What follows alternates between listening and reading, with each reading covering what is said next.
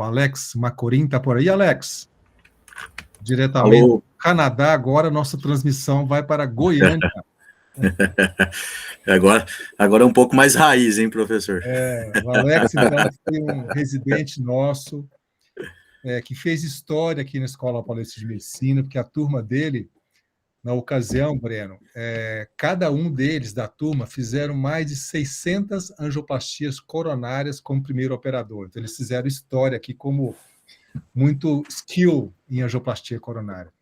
E não é diferente, ele, uma pessoa, se tornou um operador exímio, o Alex, e ele, muito interessado agora na parte estrutural, vai dividir um caso conosco. Ele trabalha em Goiânia, no Hospital Santa Helena. Já dei plantão no Santa Helena aí, viu, Alex? Imaginei. E no Hospital Einstein, que o Einstein administra em Aparecida de Goiânia. Alex, muito obrigado mais uma vez por dividir um caso conosco, e é uma honra tê-lo aqui conosco, viu? Muito obrigado. Boa noite a todos. Queria agradecer ao professor Adriano por essa oportunidade de estar aqui apresentando o caso para vocês. Parabenizar também o Atílio pela excelente aula que ele deu agora para a gente. Acho que a minha não vai ser com essa maestria toda do Atílio aí, que está muito mais internacional, mas vou tentar aqui ajudar vocês com um caso clínico. Eu vou apresentar um caso de insuficiência aórtica aqui que a gente tem. A gente tem não muitos casos ainda de insuficiência aórtica feito na equipe, se eu não me engano foi o 4º caso que a gente fez, mas foi um caso muito interessante pelo todo o desfecho, por toda a desenvoltura do caso, tá? Boa noite aí ao professor Marcos Danilo também, que está aqui. Queria agradecer. Tudo bem, professor? Bom, vocês estão enxergando aí certinho? Estamos. Se você puder colocar modo apresentação, se você consegue colocar. Modo apresentação, peraí. Deixa eu ver aqui. Isso. Espera um pouquinho. Você tá no Mac, Alex, ou tá no Windows aí, cara? Não, eu tô no Windows. Então F5, quando você voltar, F5 vai direto, cara. F5? Agora acho que vai. Isso, aperta só F5 aí. Pronto, perfeito, resolvido. Foi? Tamo junto, manda abraço. Tá, beleza.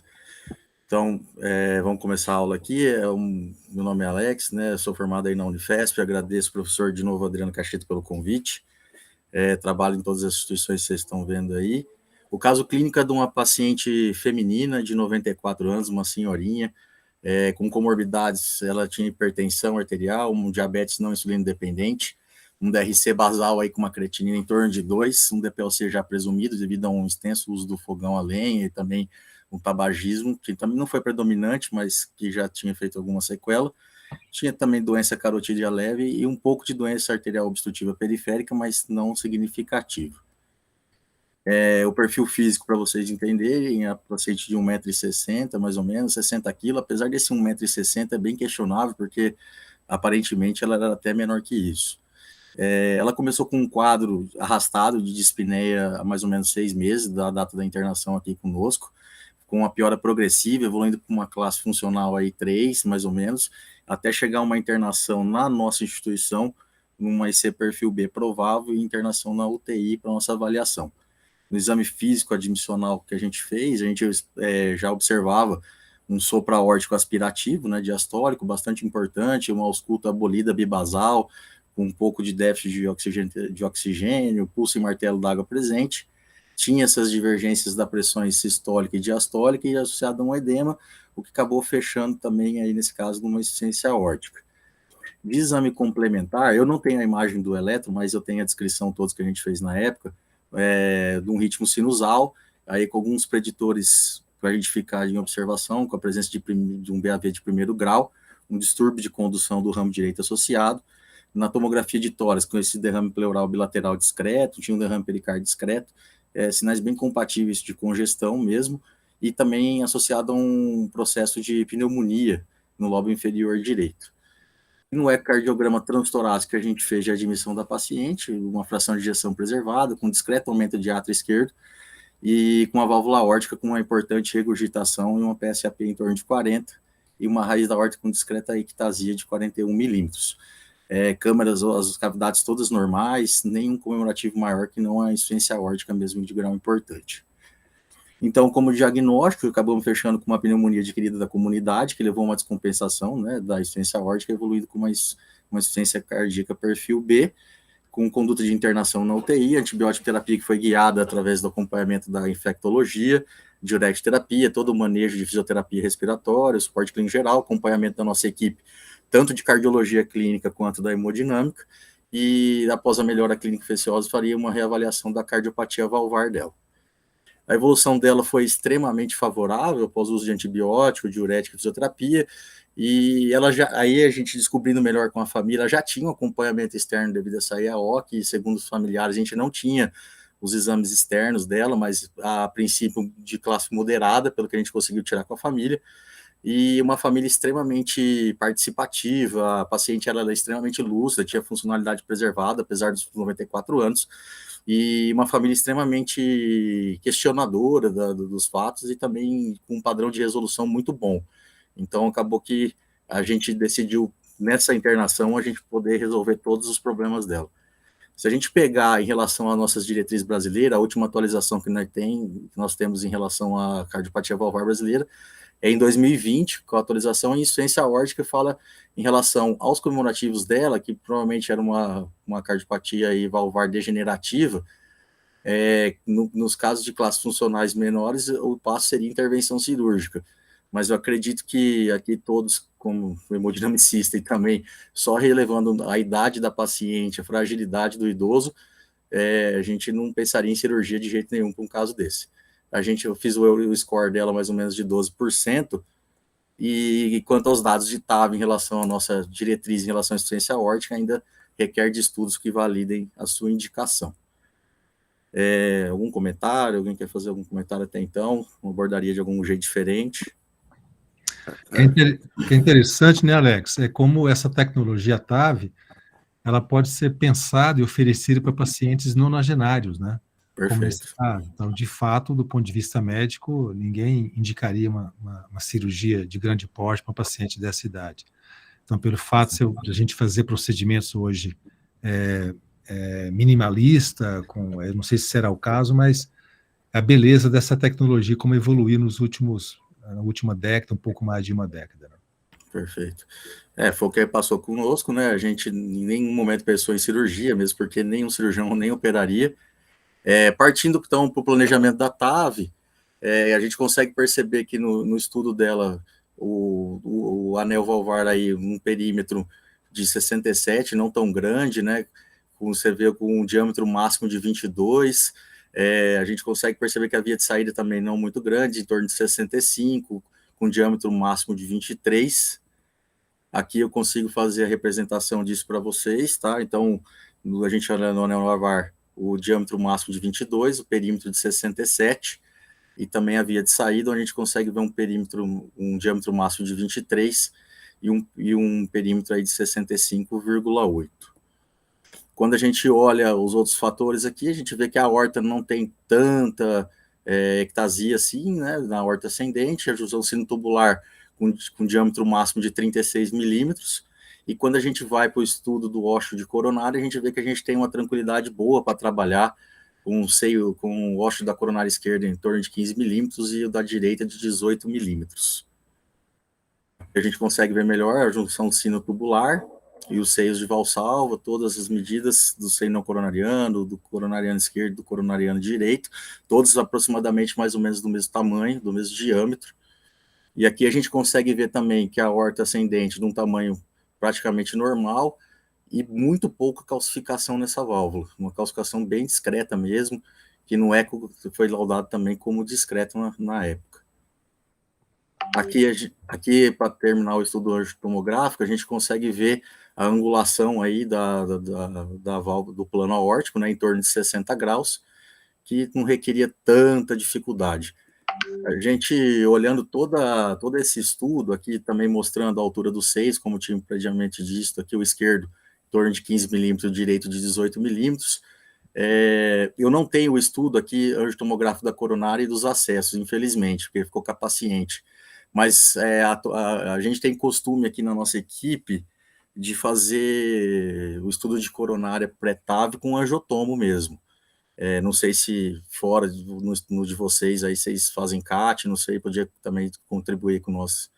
E a angiotomografia de líquidos femorais, apesar da idade, os acessos eram bem favoráveis, maior do que 6,5 milímetros, não tinha nenhum aspecto de dificuldade, sem tortuosidades ou calcificações relevantes, o que deixava a gente bem tranquilo em relação ao acesso.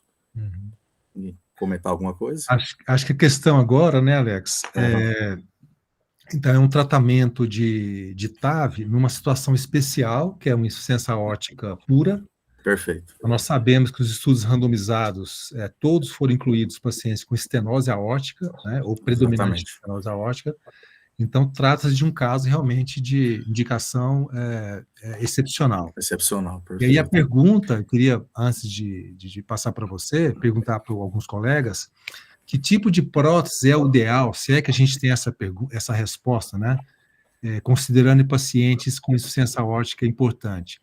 Qual outro parâmetro que a gente deve levar em consideração? A autoexpansível é melhor do que a balão expansível, ou vice-versa? Queria perguntar para o MD, se ele estiver por aí. Excelente. A preferência. Olha, brilhante caso, viu, Alex? Esse é um caso para ensinar para a gente aí que, entre aspas, sempre há o que fazer. Esse caso se encaixa naquele caso de compassionate use, né? É um uso compassivo, porque, primeiro, não é a opção ideal de tratamento, mas, independentemente de ser a primeira ou não, não há outra opção que não essa. Realmente, esse é o tipo de caso que você não precisa nem calcular STS nem Euroscore para saber realmente que não é só pela idade em si, mas cirurgicamente não dá para fazer por ela, e ela teve descompensação com o perfil B. E essa descompensação foi que gerou a pneumonia da comunidade. Provavelmente foi a congestão que foi interpretada como pneumonia, uma vez que se começaram antimicrobianos, os mesmos foram mantidos, e a paciente precisa de tratamento. Do ponto de vista anatômico, respondendo à pergunta do professor Cacheta, realmente eu acho que tanto um dispositivo autoexpansivo quanto o balão expansivo iriam bem. Tem um detalhe em relação ao autoexpansivo, que é em relação à angulação da aorta. Salvo engano, são 60 graus. Perfeito. Quem falou para nós, 60 graus de angulação não é tão simples assim para implantar um device autoexpansível. Por outro lado, com anel pequeno, porque a paciente tem uma superfície corpórea pequena, é aquela vozinha pequenina, e esse 1,60 ela deve ter cifose. Então, realmente, ela parece ter menos, parece ter 1,5 m de altura. Deve não, ela tem cifose. Se a gente tem, imagina uma voz de 94, né? Então, aí é a limitação para um balão expansível. Então, pensando na angulação da aorta, não tem cálcio na via de saída do ventrículo esquerdo, é possível implantar-lhe uma balão expansível. Pensando na angulação da aorta com o eixo do LVOT, é possível implantar um autoexpansivo, porém, com essa dificuldade. Acho que as duas situações iriam, isso é mais de experiência da equipe, né? E a outra coisa é o seguinte, em geral, quando é uma pure aortic regurgitation, uma IAO pura, a gente não tem qualquer cálcio para ancorar. Ainda bem que essa avó tem um pouco de degeneração senil do complexo valvular aórtico, como nesse frame aí você mostra muito bem, isso ajudará a ancorar a prótese. Então, eu iria agora mais um pouco tendendo com a autoexpansível, pensando nessa certa calcificação, e é aquela liberação extremamente morosa, extremamente delicada, porque, lembrando, quando é IAO pura, a ancoragem da prótese é baixa.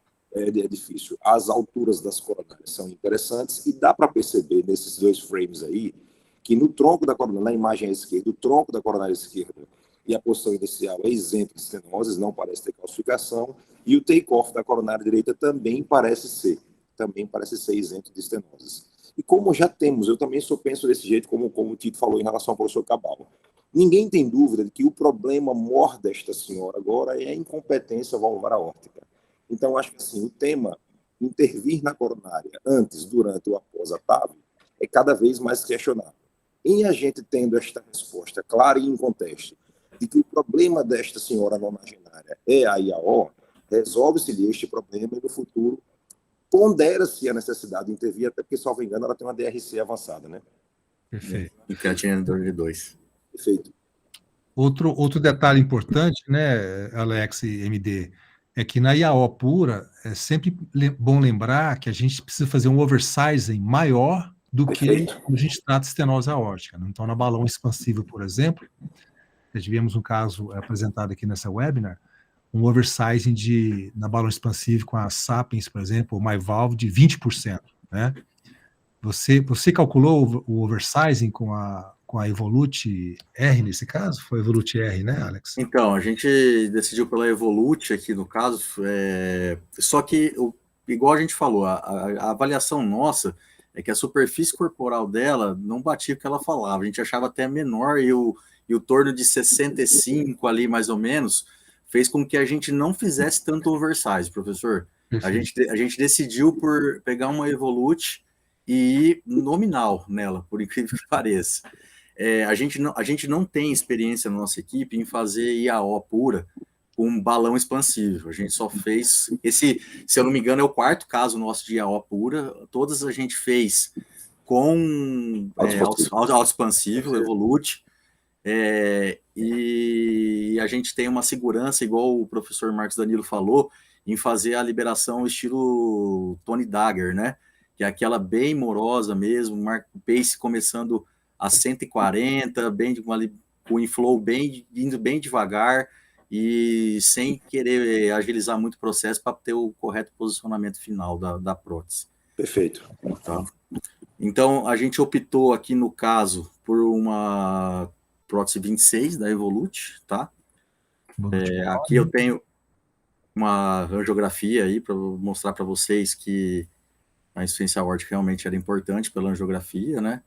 Se quiserem ir comentando, só vai falando, tá? Eu acho que esse caso, Alex, só um detalhe. Neste caso, Tito, essa é uma situação que eu acho que é obrigatório ter o pacing extremamente estável na câmara direita. Exato. Eu acho que essa questão seria interessante ponderar. Talvez aí no Canadá, Tito, nesse caso, eles abrissem mão do pacing no VE e usassem o pacing no VD, e a questão de manter o pacing no pós-op, numa frequência de 100, como o Dagger pede para fazer isso, né? Manter um pouquinho mais ou não. A despeito, recentemente eu e a Michelle estávamos com o Philip Freeman e eu perguntei para ele isso, a experiência dele lá da Europa, como que ele lida com IAO. Ele falou, eu arranco na sala e mando para a UTI 100. Se não embolizou na sala, não vai embolizar depois. Ele deu uma risadinha. A gente sabe que pode haver embolização tardia, principalmente num caso como esse. Mas eu penso que neste caso aí, ir para a UTI com a frequência cardíaca um pouco maior é uma coisa que o colombiano lá faz e talvez você tenha feito nisso. Perfeito. Para adicionar, Alex, eu acho que a escolha foi bacana também por conta a gente sabe que nesses casos de estenose aórtica não calcificada, além de tudo que já foi falado, a morfologia da via de saída do VE é muito importante, né? Porque se ela for daquela mais aberta, a gente tem taxa de embolização um pouco maior do que os outros daí. Então, eu acho que essa escolha por Evolute, nesse caso, top também. Perfeito. Igual o Marcos Danilo falou, e o Ati tinha comentado em relação ao pacing no fio, nos casos de insuficiência aórtica, a equipe nossa, a gente posiciona o marca-passo no ventrículo direito. A gente faz estenose aórtica, alguns rapid pace no fio, só que em insuficiência aórtica pura, a gente ainda não tem essa coragem, vamos dizer assim, né? Então, aqui mostrando coisa, aqui a gente fez a verificação da prótese, não tinha nenhum problema em relação à estrutura da prótese, tá? Aqui a gente mostrando o cruzamento. A gente começa aqui com uma liberação em torno do marca-passo, em torno de 120, 130, tá? E aqui já começamos a mostrar a liberação. A gente achou que estava um pouco fundo nesse momento, a gente puxou um pouco, tracionou. Uhum. E se alguém quiser comentar Vocês estão utilizando a Landerquist, né? Landerquist, isso. Aqui foi Landerquist. Para dar mais estabilidade. Para dar mais estabilidade, exatamente por causa da insuficiência aórtica, tá? Perfeito. Então aqui a gente já começa a ter a liberação, né? Sempre confirmando. Vocês podem perceber que o pace está mais ou menos em torno de uns 130, 140. E somente lá no final de toda a liberação que a gente aumenta para poder liberar a prótese, tá? Então aqui a gente sempre checando, a gente viu que está um pouquinho desalinhado aí, aqui tem a liberação ainda da prótese, e nessa hora a gente faz uma liberação mais rápida, só chamando aqui a atenção para a gente lembrar que a nossa preocupação aqui era em relação que devido à ausência da calcificação, não podia fazer um implante tão shallow, né, por causa do risco de embolização, e a gente também tinha a preocupação dos preditores de BAVT prévio, o BAV de primeiro grau. Então, a gente também não poderia fazer nem tão profundo, nem tão shallow, devido aos dois problemas. No final, a gente acredita que a gente até conseguiu uma posição bem bacana, não foi tão profundo, não foi tão shallow. Esse foi o final do que a gente conseguiu. Dá para ver que a gente tem os seios coronarianos livres, né, os ósseos bem livres, a resolução completa praticamente da insuficiência aórtica. A gente faz o eco aqui, um eco transesofágico, mas a gente já faz o tridimensional, né, que é basicamente quase uma regra aí, e aqui o controle final angiográfico. A gente tem o costume aqui de fazer a hemostasia com 2 perclose, né, a gente sabe que tem algumas pessoas aí que já têm feito um perclose mais angiocil, mas a gente continua fazendo ainda com 2 perclose aqui no nosso serviço, tá? Então... Alex, uma pergunta aqui do Fred, se você usa IAO, o custo de overlapping para liberar a prótese, você acha que é diferente estenose aórtica ou não tem diferença? Então, professor, aqui na nossa prática a gente tem evitado, sabe? A gente tem evitado fazendo um clássico mais tradicional mesmo, por causa do pouco manejo da nossa equipe mesmo, né? Só 4 casos com esse, entendeu? E a gente trata como uma entidade ainda um pouco diferente. Mas acredito que no futuro pode ser que seja uniformizado isso, entendeu? Da mesma maneira, né? Alguém quiser comentar alguma coisa? Se você pudesse voltar, mas parece que vocês, nos slides lá no início, vocês começaram realmente, vocês posicionarem em campo planar, né? Isso. Sim. Vamos ver mais um lá. Deixa eu voltar aqui. E rapidamente vocês mudaram para a estratégia de oblíqua esquerda. Isso. Porque realmente, nesse caso, eu acho que não embolizando a prótese para a aorta ascendente a tensão inicial de todo mundo. Exatamente isso. Garantir que você não vai perder o seio esquerdo. Nesse caso, você tinha preocupação com profundidade, porque ela tinha um BAV de primeiro mais um DCRD, e a nonagenária, então isso atrai distúrbio de condução. Mas eu acho que a preocupação maior, realmente, nesse caso aí era isso, era não perder o seio esquerdo e não fazer pop-up aórtico. Né? Era o que a gente pensou, exatamente. E eu acho que a escolha da Landerquist, o original dupla curva, realmente para dirimir aquela angulação e aquela tração para a aorta, porque a tendência da Landerquist é que ela encoste realmente na curvatura externa e transforme aquela angulação de 60 em quase 90 graus, né? Deixar a aorta deitada. Então, essa tração, dá para perceber claramente que vocês tracionaram, né? Para que deixe o device um pouco mais livre quando da interação inicial com o ânulo, o complexo valvar aórtico, acontece. Eu diria que você tirava, não foi 10, foi 11 aí. A gente ficou bem satisfeito com o resultado angiográfico, né? E o eco pós, a gente mostrava a prótese bem tranquila. A única chateação foi que a gente não conseguiu em nenhum momento tirar o pace, né? Já saiu com BAVT logo após o procedimento. Lembrando que nos trials aí, tipo Evolute Low Risk, a taxa de marca-passo definitivo chega até quase 20% nos casos de estenose aórtica, né? Mas aí a gente tinha os preditivos de bloqueio, né, avançado. A gente decidiu por manter o pace aí em torno com uma frequência cardíaca de 100, pelo menos por 24 horas, na UTI. A gente fez o teste no outro dia, não teve resolução, e a paciente acabou evoluindo para o marca-passo definitivo em 24 horas pós-procedimento. A alta hospitalar dela foi feita com 72 horas pós o procedimento, e no primeiro acompanhamento ambulatorial dela com a nossa equipe que ela tem feita, paciente praticamente assintomática, classe funcional 1, fazendo todas as atividades diárias sem nenhuma queixa cardiológica, que é uma coisa muito importante, né? Sem dúvida. E aqui você destacou uma coisa muito importante, Alex, que... Gostou da foto aí? Quanto tempo! Mas é sempre importante a gente comentar a respeito do implante marca-passo. O implante marca-passo, esses pacientes de alto risco, quase todos os pacientes, ele não pode ser considerado como uma derrota, digamos assim. É um efeito colateral, digamos assim, do procedimento ou da doença.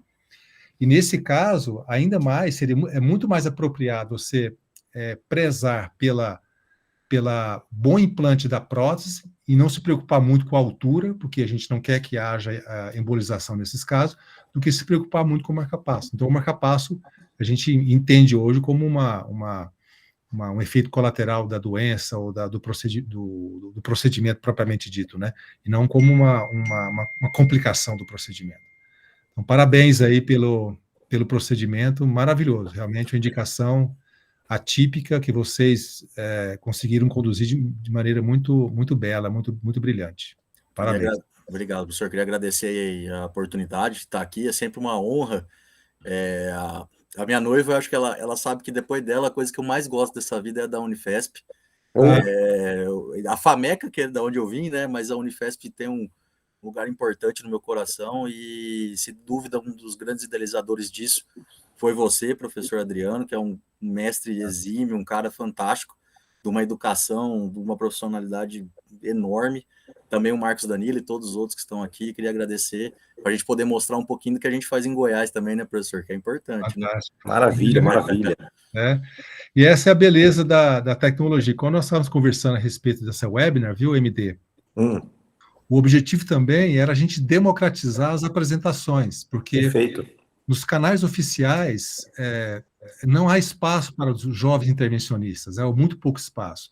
Então, a ideia é a gente mostrar para o Brasil todo que esse procedimento é feito com competência por jovens intervencionistas como o Alex, e também pelo Tito, então, do Canadá até Goiânia, e outros estados, interior de São Paulo, outros estados do Brasil, e mostrar que essa tecnologia evolui de maneira extraordinária e que em mãos experientes, em jovens intervencionistas, é feita de maneira muito segura e com muita competência. Então, parabéns pelo seu trabalho aí em Goiânia e a gente te convida mais no futuro para apresentar. Maravilha. Deixa eu dar uma palavrinha só, professor. Eu queria parabenizar os 4 da foto, o Fred, que está aí, Oliveira, que Exato. é um outro entusiasta da Radial Distal, o Flavião, que eu tive o prazer de conhecer agora na SBHCI, o Arthur Pipolo também, que estava lá, o Pipolo, eu sempre confundo. Perfeito.